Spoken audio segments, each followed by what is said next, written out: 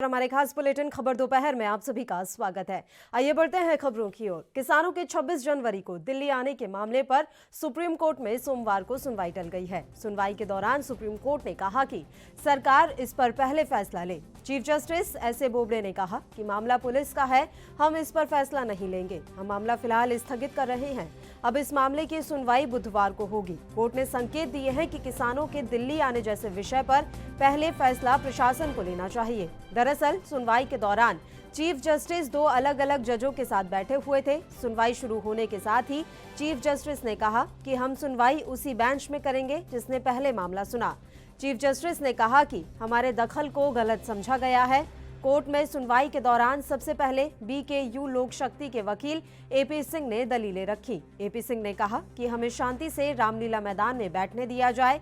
Chief justice ने केंद्र सरकार के वकील अटॉर्नी जनरल से कहा कि चीफ जस्टिस ने कहा है कि क्या अब अदालत को बताना होगा कि सरकार के पास पुलिस एक्ट के तहत क्या कुछ शक्तियां हैं।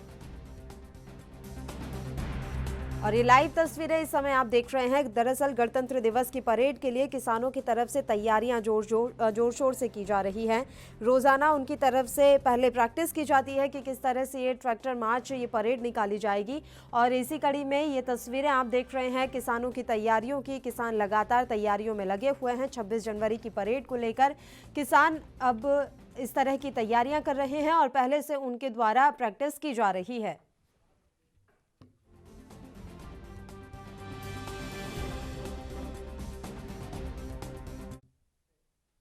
तो किसान लगातार केंद्र सरकार के कृषि कानूनों का विरोध कर रहे हैं। इसको लेकर आए दिन किसानों और सरकार की ओर से बयान देखने को मिल रहे हैं। अब इस बीच किसान आंदोलन को लेकर कृषि राज्य मंत्री कैलाश चौधरी ने बड़ा आरोप लगाया। कैलाश चौधरी ने कहा है कि अगर किसान आंदोलन से कम्युनिस्ट निकल जाएं तो कल मुद्दे का समाधान हो जाएगा।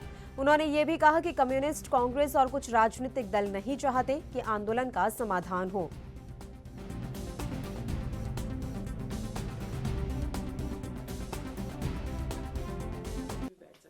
ऐसा है कि भारतीय जनता पार्टी भी एक राष्ट्रवादी विचारधारा की पार्टी है और राष्ट्र को लेकर चल रही है। वैचारिक पार्टी है हमारी। और इस यूनियन के अंदर मैं देख रहा हूँ कि समाधान की ओर बढ़ने के लिए जो कुछ यूनियन किसान आंदोलन के दौरान पहली बार संयुक्त मोर्चा की बैठक में किसानों में फूट नजर आई। रविवार को मीटिंग में हरियाणा भाकियू के अध्यक्ष गुरनाम चढ़ूनी पर आंदोलन को राजनीति का अड्डा बनाने, कांग्रेस समेत राजनेताओं को बुलाने और दिल्ली में सक्रिय हरियाणा के कांग्रेस नेता से आंदोलन के नाम पर करीब 10 करोड़ रुपए लेने के गंभीर आरोप लगे। आरोप था कि वह कांग्रेसी टिकट के बदले हरियाणा सरकार को गिराने की डील भी कर रहे हैं। गुरनाम ने सभी आरोपों को सिरे से खारिज किया है। बैठक की अध्यक्षता कर रहे किसान नेता शिव कुमार कक्का ने बताया कि बैठक में मोर्चा के सदस्य उन्हें तुरंत मोर्चे से निकालना चाहते थे, लेकिन आरोपों की जांच को लेकर 5 सदस्यीय कमेटी बनाई गई है जो 20 जनवरी को रिपोर्ट देगी। उसी आधार पर फैसला लिया जाएगा। वहीं एनआईए ने किसान आंदोलन में टेरर फंडिंग की जांच भी शुरू कर दी है। आंदोलन से जुड़े 50 से ज्यादा लोगों को समन भेजे गए हैं। इससे खफा किसान संगठनों ने कहा कि उनसे जुड़ा कोई नेता या कार्यकर्ता एनआईए के सामने पेश नहीं होगा।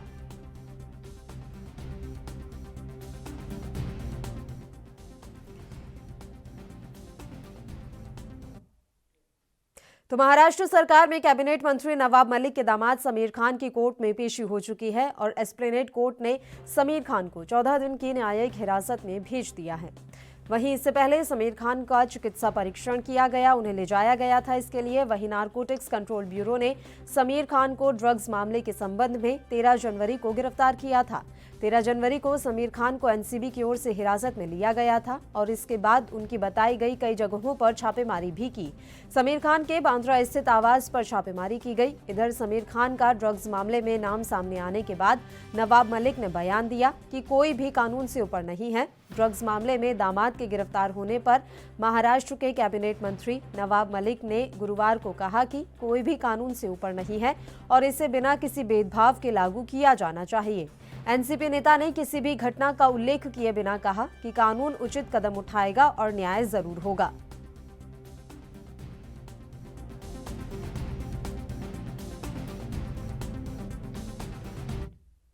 त्रिपुरा कांग्रेस के अध्यक्ष पीयूष कांति बिस्वास की कार पर हमले की खबर है। आरोप है कि बीजेपी कार्यकर्ताओं ने इस हमले को अंजाम दिया। कांति बिस्वास को मामूली चोटें आई हैं और वो अस्पताल में भर्ती हैं। वहीं कांग्रेस ने घटना के विरोध में 12 घंटे का प्रदेश बंद बुलाया। मीडिया में चल रही खबरों के मुताबिक सिपाही जाला जिले के बिलासगढ़ इलाके में गाड़ी पर हमले की इस वारदात को अंजाम दिया गया। कांग्रेस का आरोप है कि पुलिस की मौजूदगी में ये पूरी घटना घटी।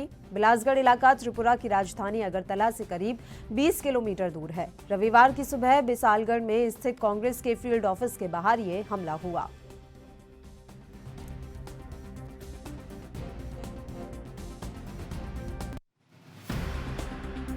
Yesterday, our Pradesh Congress President, Shri Piyush Mishra ji, myself and some other Congress workers, we were going for a organizational meeting at Bishalgarh District Congress office, but we were going peacefully. We didn't have any arms, any other big gathering, nothing. We were going peacefully, but just before in front of our office, around 100 goons surrounded us and totally brutally attacked.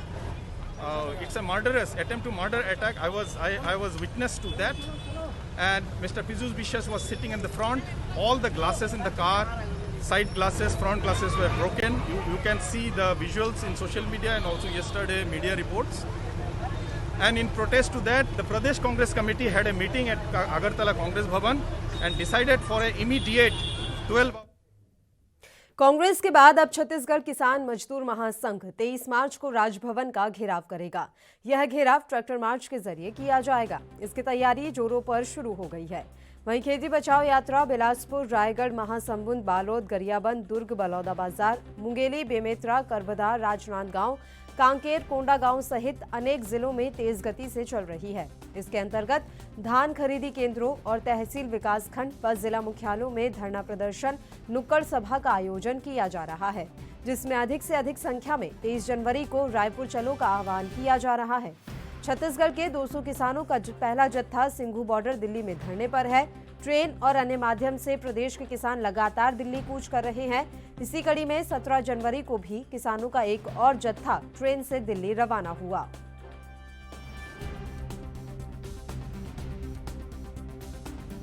जो किसान आंदोलन चल रहा है उसके सहयोग के लिए NSUI के द्वारा एक पहली धान और 1 रुपया दान, ये आयोजन पूरे छत्तीसगढ़ में NSUI के द्वारा भाई आकाश शर्मा के नेतृत्व में चलाया गया और जिसमें 53 टन चावल और 68,000 रुपये एकत्रित किए गए, जिसको आज रवाना किया गया है। वहाँ NSUI के द्वारा लंगर भी चलाया जा रहा है और ये वहाँ पहुँचेगा और जो आंदोलनकारी है उसके सहयोग के लिए ये अनाज और राशि दोनों यहाँ से भेजा जा रहा है। सर, एनआई ने जो है 20 किसान संगठन के नेताओं को जो है समन भेजा है सर, इसको किस तरीके से देख रहे हैं आप?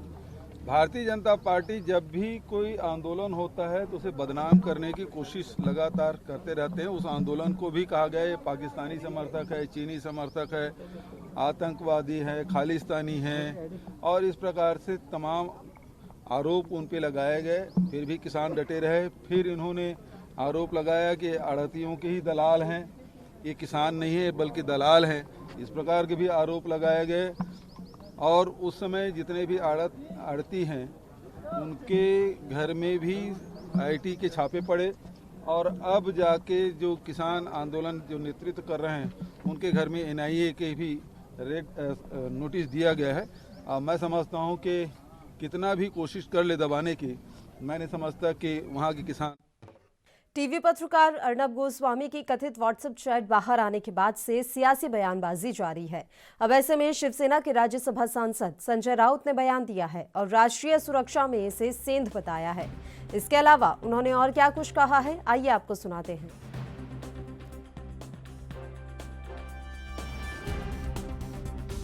आपको बता दें कि शिवसेना के राज्यसभा सांसद संजय राउत ने बयान दिया है और ये बयान उन्होंने टीवी पत्रकार अर्नब गोस्वामी की कथित व्हाट्सएप चैट बाहर आने के मसले पर दिया है। देखो, अगर ये जिस प्रकार का चैट बाहर आया है, मुझे लगता है ये देश के इंटरनल सिक्योरिटी को खतरा है। मिलिट्री के जो सीक्रेट्स होते हैं वो कभी कभी तो बड़े बड़े अधिकारी को भी नहीं मालूम पड़ते। ये सीक्रेट्स इस तरह से अगर बाहर आते हैं, अगर ये कोई मिलिट्री या डिफेंस का कोई एक जवान होता है, उसके पास कोई मैप भी मिलता है, कोई कागज मिलता है, तो उसको पकड़कर उसका कोर्ट मार्शल होता है। हमने देखा है कोर्ट मार्शल होता है इससे, और पता भी नहीं चलता क्या हो गया उसका बाद। लेकिन ये तो उनको पहले ही मालूम था पुलवामा होने वाला है, उनको पहले ही मालूम था बालाकोट पर हमला होने वाला है। उसका मतलब है डिफेंस में, राष्ट्रीय सुरक्षा में छेद लगी थी, लीकेज है। और ऐसे में अगर हमें कहेंगे कि हमारा देश सुरक्षा के हेतु मजबूत है, तो नहीं है। क्या करेंगे इस देश के गृह मंत्री और क्या करेंगे इस देश के रक्षा मंत्री? राज्य सर आने वाले अधिवेशन में ये मामला उठाने वाले हैं पार्लियामेंट में। राज्य पूछना पड़ेगा। बार बार जो हमसे सवाल पूछते हैं ये लोग, तो अब ये सवाल उनको हम पूछते हैं कि क्या आप उनका कोर्ट मार्शल करेंगे? ये डिफेंस से जुड़ा हुआ मामला। एनसीपी नेता और महाराष्ट्र सरकार में मंत्री नवाब मलिक के दामाद समीर खान को कोर्ट से एक बड़ा झटका लगा है। कोर्ट ने उन्हें ड्रग केस में 14 दिन की न्यायिक हिरासत में भेज दिया है। सोमवार के दिन उन्हें मेडिकल के लिए ले जाया गया, उसके बाद उन्हें कोर्ट में पेश किया गया, जहां से उन्हें कोई राहत नहीं मिली। ड्रग्स केस में एनसीबी मुंबई में लगातार छापेमारी कर रही है। बीते बुधवार के दिन एनसीबी ने समीर खान को गिरफ्तार कर लिया था।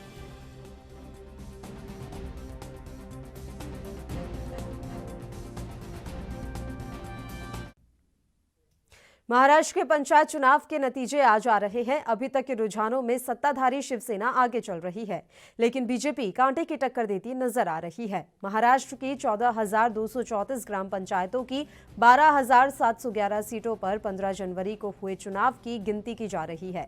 इसके अलावा 1523 सीटों पर प्रत्याशी निर्विरोध विजयी हुए हैं। मुख्यमंत्री उद्धव ठाकरे के लिए यह पंचायत चुनाव प्रतिष्ठा से जुड़ा हुआ है। महाराष्ट्र में 14,234 सीटों पर चुनाव संपन्न हुआ, जिसमें 1,523 निर्विरोध निर्वाचित हो गए हैं। आज मतगणना में 1,695 सीटों के रिजल्ट का ऐलान हो गया है। शिवसेना 395, बीजेपी 336, एनसीपी 259, कांग्रेस 198 और मनसे 5 सीटों पर जीत गई है। इसके अलावा 538 सीटों पर निर्दलीय प्रत्याशी जीते हैं।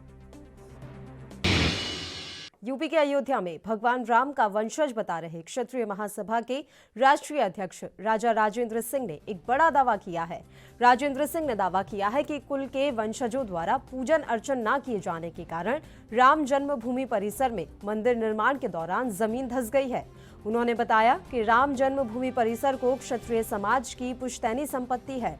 अखिल भारतीय क्षत्रिय महासभा के राष्ट्रीय अध्यक्ष और खुद को भगवान राम के वंशज बता रहे राजा राजेंद्र सिंह केसरिया यात्रा लेकर अयोध्या पहुंचे, जहां अयोध्या प्रवेश द्वार पर भव्य स्वागत के बाद घोड़ा हाथी के साथ नगर में प्रवेश कर राम जन्मभूमि में विराजमान भगवान रामलला का दर्शन पूजन किया। राम जन्मभूमि दर्शन नहीं करने जा रहे हैं, अपने पूर्वजों की पूजन करने जा रहे हैं। वो राम जन्मभूमि हमारे पूर्वजों को राजा हरिश्चंद्र से लेकर के और भी जितने भी महापुरुष हमारे पूर्वज पैदा हुए हैं इसी धरती पर हुए हैं, और वह हमारे पूर्वजों की जन्मस्थली है। केवल राम जन्मभूमि रामचंद्र जी का नहीं है, वो हरिश्चंद्र का है, राजा सगर का है, राजा भागीरथ का है, राजा रघु का है, राजा सागर का है, और राजा दशरथ, राम, लक्ष्मण, भरत, शत्रुघ्न, इनका सभी का जन्मस्थली है। और वो हमारा परम धाम है, क्षत्रिय कुल का परम धाम है। और हमने 2 लाख वर्ष की वंशावली माननीय सुप्रीम कोर्ट में दिया है। जब अदालत ने पूछा था कि वंशावली कौन वंशज है, तो 2 लाख वर्षों की वंशावली हलफनामा के साथ माननीय सुप्रीम। जम्मू कश्मीर के कई हिस्सों में ठंड के साथ भारी बर्फबारी हो रही है। वहीं लद्दाख में पारा -30 डिग्री तक पहुंच रहा है। ऐसे में एलएसी पर चीनी सैनिक पीछे हट गए हैं। वहीं भारतीय जवान डटे हुए हैं। -30 डिग्री की जिस ठंड में चीनी सैनिकों को पैंगोंग से पीछे हटने पर मजबूर होना पड़ा। उन पहाड़ियों पर भारतीय सेना के जाबाज सिपाहियों का जोश आई है। पैंगोंग में हिलोरे मारने वाला झील का पानी भी ठंड में जमकर अब बर्फ बनने लगा है, जिससे इलाके में ठंड के कोहराम का अंदाजा लगाया जा सकता है। एक और सीमा पर सेना के जवान भारी ठंड में डटे हुए हैं, तो वहीं दूसरी ओर ये ठंड सैलानियों के लिए अच्छी खबर लेकर आई है। इधर श्रीनगर में भी तापमान -7.6 डिग्री तक पहुंच गया है। कश्मीर के बाकी हिस्सों में भी जोरदार ठंड है। वहीं उत्तराखंड के ओली में तापमान -3 डिग्री के आसपास है। बागेश्वर में पाले के साथ साथ कोहरे का भी कहर है।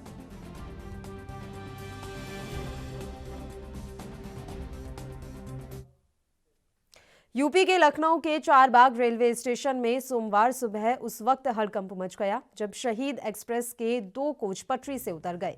आनन फानन में पूरा रेलवे प्रशासन मौके पर पहुंचा और हालात पर काबू पाया। हालांकि फिलहाल यात्रियों को किसी तरह की चोट आने की सूचना नहीं है।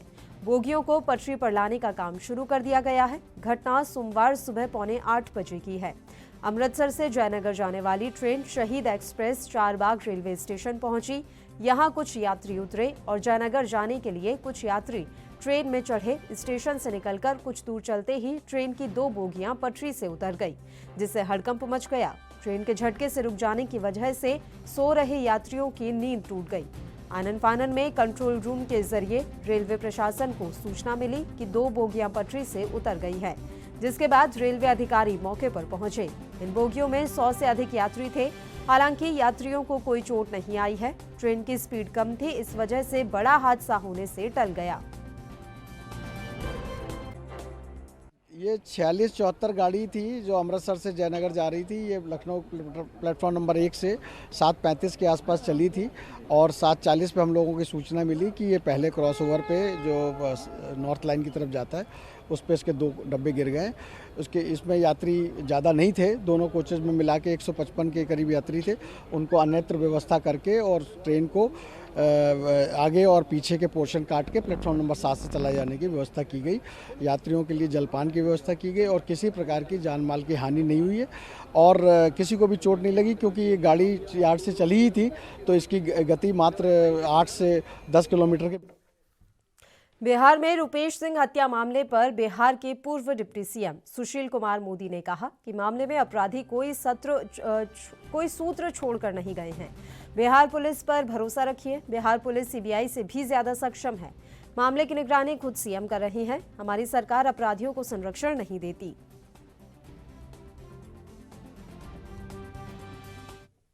मध्य प्रदेश के कांग्रेस विधायक हर्ष विजय गहलोत का एक वीडियो सोशल मीडिया पर तेजी से वायरल हो रहा है, जिसमें वह महिला एसडीएम कामिनी ठाकुर को सरेआम धमकी देते हुए कह रहे हैं कि आप महिला हैं, अगर आप महिला नहीं होती तो कॉलर पकड़कर ज्ञापन देता। दरअसल रतलाम के सैराना क्षेत्र के कांग्रेसी विधायक हर्ष विजय गहलोत की अगुवाई में एक ट्रैक्टर रैली निकालकर कृषि कानूनों के विरोध में प्रदर्शन कर रहे थे।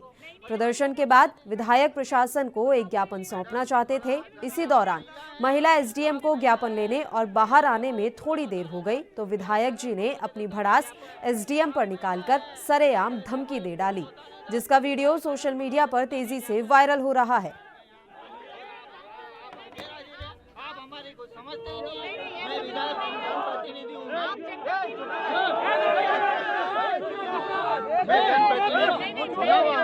मैं जीता हूँ, विधायक हूँ मैडम।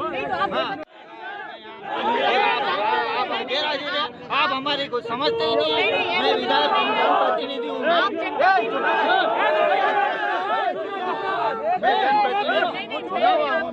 मैं जीता हूँ, विधायक हूँ मैडम। आप बताइए ना, हमारी मजिस्ट्रेट खड़ी है, ये भी तो आप एटीएम मैडम को आप यहाँ पे मैं विधायक हूँ।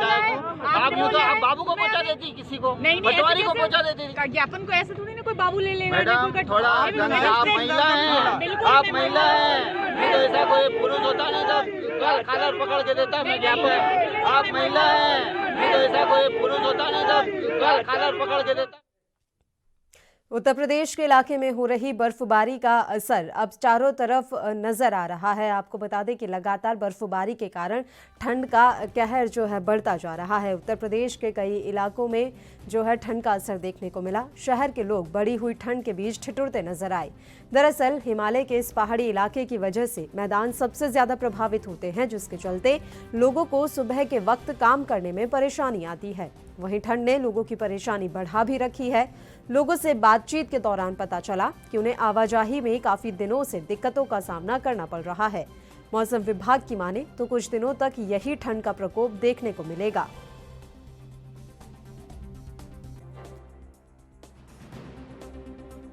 ठंड की वजह से काफ़ी समस्याएं चल रही हैं, जैसे कि गलन बहुत ज़्यादा है। और लखनऊ से हम यहाँ तक आए, कहीं पे मतलब कि रास्ते में कहीं पे अलाव ऐसा कुछ दिखाई नहीं पड़ा है। और ये 4-5 दिनों से लगातार मौसम ख़राब होते ही आ रहा है यहाँ पे। और जैसे कि प्रशासन को चाहिए कि कहीं अलाव की व्यवस्था लगाएं लोगों को थोड़ा रुकने उकने के लिए, लेकिन इस तरह की कोई व्यवस्था नज़र नहीं आ रही। तो उत्तर प्रदेश के इलाकों में लगातार ठंड का कहर बढ़ता ही जा रहा है। अब गोरखपुर में भी ठंड जो है काफ़ी बढ़ती हुई नजर आ रही है। शहर के लोग बढ़ी हुई ठंड के बीच ठिठुरते नजर आए। दरअसल हिमालय के इस पहाड़ी इलाके की वजह से मैदान सबसे ज़्यादा प्रभावित होते हैं, जिसके चलते लोगों को सुबह के वक्त काम करने में परेशानी आती है। दिल्ली के स्कूलों में 10 महीने बाद स्कूल खुल चुके हैं और स्कूल पहुंचते ही बच्चों ने विक्ट्री साइन दिखाकर खुशी का इजहार किया। 10 महीने बाद स्कूल खुले, ऐसे में सभी बच्चे मास्क लगाकर पहुंचे। स्कूल में एंट्री के वक्त 2 गज की दूरी का ध्यान रखा जा रहा है और इसके अलावा सैनिटाइजेशन की सुविधा भी दी गई है। देश की राजधानी दिल्ली में आज करीब 10 महीने के बाद स्कूल खुले। कोरोना के घटते संक्रमण और वैक्सीनेशन की शुरुआत के बीच एक बार फिर स्कूलों में बच्चों का पहुंचना शुरू हुआ। बोर्ड की परीक्षाओं से पहले राजधानी में 10वीं 12वीं के स्कूल खुल चुके हैं। जहां पहले दिन बच्चे पहुंचे तो काफी पुख्ता इंतजाम देखने को मिले। आपको बता दें कि मई में बोर्ड की परीक्षाएं होनी है। ऐसे में अब कई राज्यों ने 10वीं 12वीं के छात्रों के लिए स्कूलों को खोलने का फैसला लिया है। बीते दिन ही दिल्ली के शिक्षा मंत्री मनीष सिसोदिया ने अधिकारियों के साथ बैठक की थी और स्कूल खुलने से जुड़ी सभी व्यवस्थाओं का जायजा लिया था। आज दिल्ली ही नहीं बल्कि राजस्थान में भी स्कूलों को खोलने की शुरुआत हुई है। आपको बता दें कि अभी स्कूल खोलने में काफी सख्ती का पालन किया गया है, जैसे कि छात्रों के अभिभावकों की लिखित इजाजत जरूरी है। स्कूल में फिलहाल कोई फिजिकल एक्टिविटी नहीं होगी। हर जगह गाइडलाइंस लिखी होनी चाहिए। और इसी के साथ खबर दोपहर में फिलहाल के लिए इतना ही। मुझे दीजिए इजाजत। देश प्रदेश की तमाम ताजा खबरों के लिए आप बने रहिए हमारे साथ। नमस्कार।